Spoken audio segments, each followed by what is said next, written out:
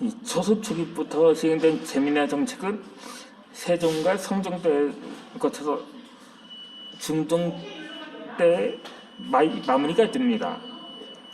중종 이후로 본 조선 후기에는 백정 이야기가 거의 나오지 않는데 이 문제가 해결되어서라기보다는 백정을 꼼짝 못하게 올가매는 억압이 그만큼 더 무겁고 커졌다고 보는 것이 맞기 때문이기도 합니다. 거기에서 앞서서 말한 이 고기는 먹는 고기가 아니고 일종의 서로와 같은 거죠. 서로의 일종인 거죠. 그렇게 가치와 차별의 문제들이 촘촘히 얽혀 있었던 것입니다. 그렇게 조선은 태생부터 성리학을 바탕으로 한 신분대의 사회였습니다. 이렇게 산업공상에다 짜인 틀에서 벗어날 수가 없었고 양반이 양반으로 국권이 잘 살려면 신분전을 더욱 견고히 지켜야 했기 때문이었던 거죠. 따라서 백정 같은 취하층 그 신분제를 그대로 남아 있어야 지배층에게 훨씬 더 유리하게 적용되었기 때문이기도 합니다. 결국은 이 해층민들을 향한 억압을 더욱 공고히 하기 시작했으니 이 조선 종기에 들어와서는 신분제도 자체가 백정을 누르는 하나의 원인 제공이라고 할 수가 있었던 거죠. 게다가 권력층뿐 아니라 일반 백성들도 백성을 차기변하는데 한맥은 했던 때였습니다. 조선시대 내내 그랬었던 거죠. 이 가뜩이나 힘든 세상이고 자기보다 못하고 천한 자들이 있다는 사실은 일반인들에게 짧은 위로와 안도감을 주기에 충분했던 것입니다. 이 권력자들이 백정의 재주를 빼앗아 욕심을 채웠다면 평민들은 백정의 자존심을 빼앗아 위안의 도구로 삼았던 것이었던 거죠. 그 백정을 향한 그의 편견은 그런 바탕이 깔려 있었던 것입니다. 그렇게 백정에게 빼앗고 이용할 재주가 없었더라면 또 달랐을 건데 백정은 여러모로 독특한 위치에 있었던 집단이었던 거죠. 그들에게서는 보통 사람은 도저히 흉내낼 수 없는 백정만의 고유한 재주가 있었던 것입니다. 그게 바로 짐승 잡는 재주였습니다. 스스로 일컫는 말에도 이미 드러나 있거든요. 짐승의 생명을 빼앗는 자, 그 중에서도 소는 가장 중요한 재물이었습니다. 그렇게 백정에게 이중 가칭을 가는 시는데 가장 유용한 짐승이 또한 이 소였던 것이기도 했죠. 물론 올해는 소띠해입니다.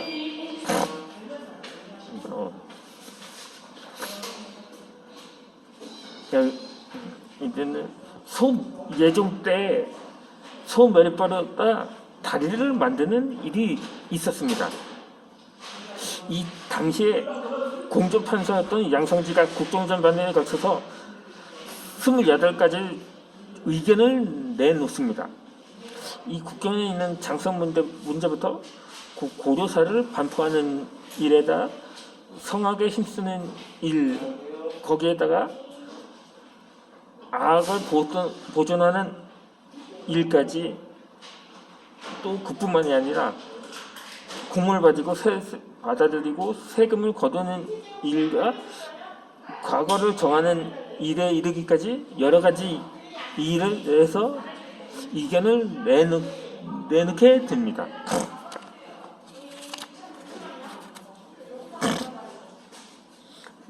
그 가운데에서 가장 눈에 띄는 제안을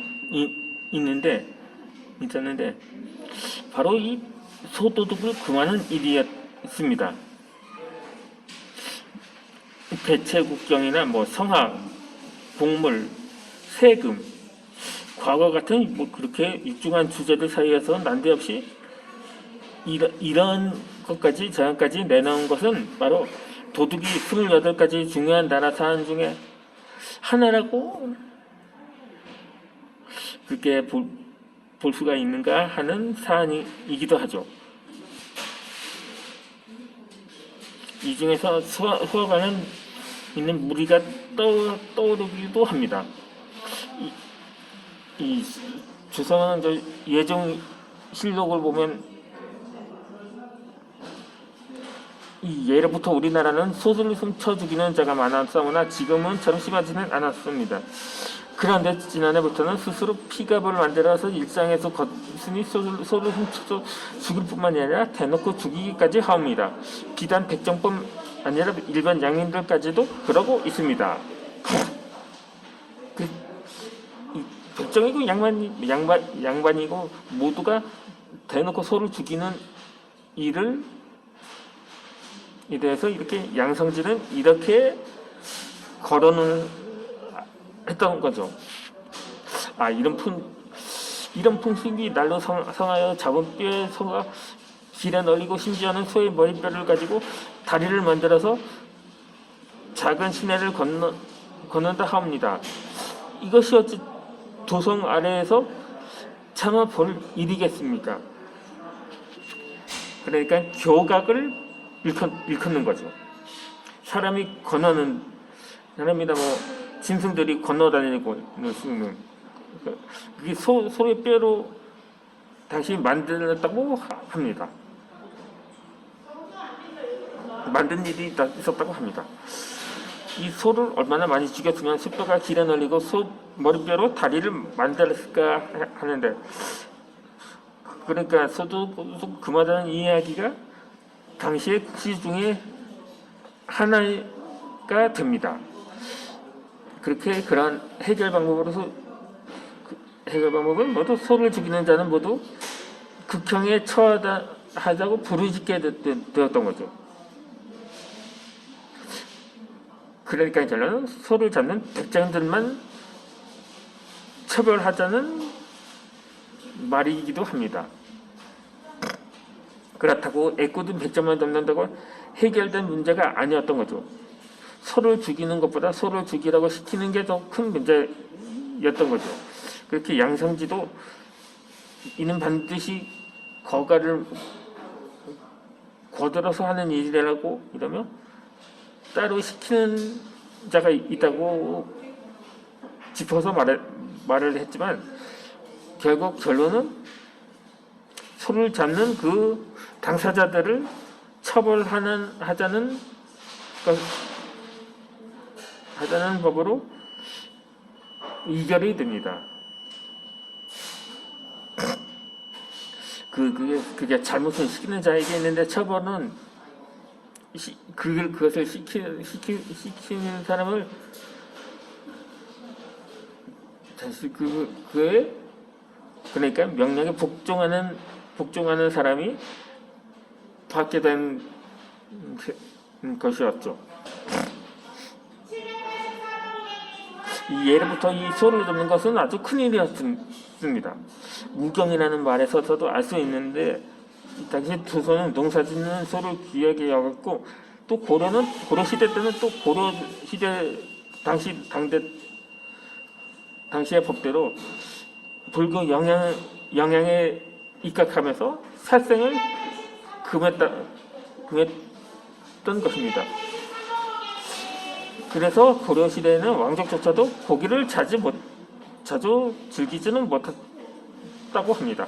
그러다 보니까는 짐승을 잡을 때도 제대로 죽이지 못하고 불에 던져서 저절로 죽기를 기다렸다가, 그러니까 구워 먹는 방법을 택했었던 거죠. 어떤 그 방법은 좀 졸렬해 보였었는지, 고려를 방문했던 송나라 사신의 서궁은 이렇게 기록을 하기도 했습니다. 고려는 도사를 좋아하지 아니하여 외국 사신이 올 때면 미리 양과 돼지를 길렀다가 때에 맞춰서 사용한다. 잡을 때는 먼저 네 발을 묶어서 타는 불속에 먼저 넣고 숨통이 끊어지고 털이 없어지면 물로 씻는다. 만약 다시 살아나면 뭉둥이로 쳐서 죽인 뒤에 배를 가르는데 위장이 다 끊어져서 똥과 오물이 흘러넘치다. 따라서 국이나 구이를 만들더라도 고약한 냄새가 없어지지 아니하니 그 졸려림이 사람이 이와 같다고 고려 도경을 통해서 기록한 바 있었던 거죠.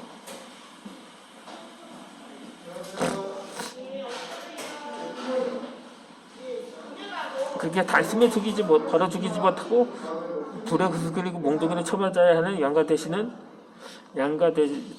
또 의학적으로 또 그런다고 합니다. 의학적으로 그랬다고. 무슬림들은 할랄 식품이라고 해서 그런 식으로 이 짐승들도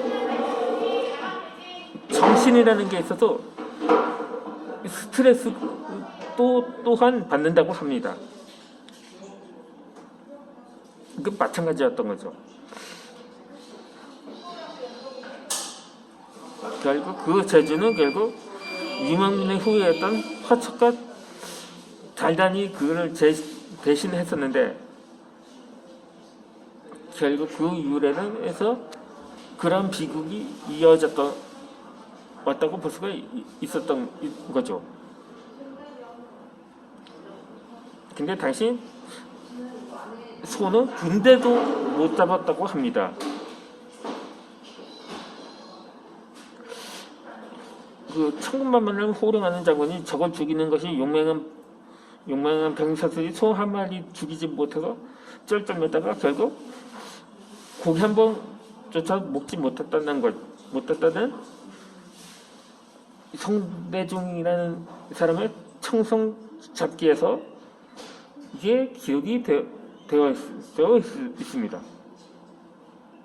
그렇게 영조는 더 나아가서 소를 위한 시까지 읽었다고 합니다. 이 영조 64년 때 그때 정월에 봄가리가 멀지 않았다면 임금이 차락죽 내리는 것은 멈추게 했었습니다. 이 타락죽은 우유로 만든 죽인데 영조는 우유를 짜는 어미소와 송아지도 함께 누워주라는 명을 내렸던 거죠. 그리고 소에 대한 중요한지를 그렇게 강조하게 됩니다. 이는 또 이어서 올려드리도록 하겠습니다.